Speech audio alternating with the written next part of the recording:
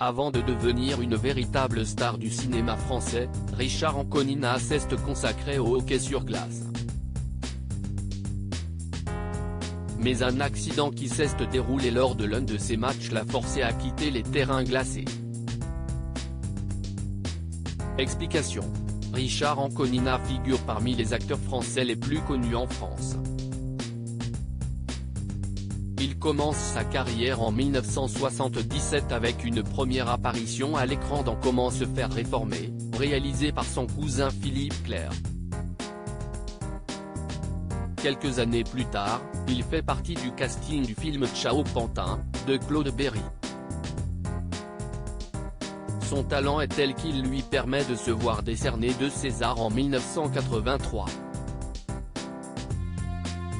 Celui du meilleur acteur dans un second rôle et celui du meilleur jeune espoir masculin. Depuis, Richard Anconina n'a jamais abandonné sa passion pour la comédie. Pourtant, rien ne laissait présager un tel succès au départ. Loin d'être cinéphile, Richard Anconina a démarré sa vie d'adulte en enchaînant les petits boulots, comme évoqué en 2018 dans l'émission C'est à vous. Agent hospitalier, chauffeur-livreur en passant par animateur de village de vacances, celui qui était proche de Jean-Paul Belmondo a enchaîné les expériences professionnelles. Lors de son adolescence, il s'est même longuement consacré au monde sport. Mais un accident l'a rapidement forcé à s'en éloigner. Richard Anconina, retour sur l'accident qui a fracturé son nez. Richard Anconina a 12 ans lorsque ses parents l'inscrivent au club de football de son quartier. Pendant un an, il joue au poste d'ailier gauche avant de se consacrer à une autre discipline, le hockey sur glace. Mais bien qu'il apprécie ce sport, un terrible accident le fera rapidement quitter les patinoires.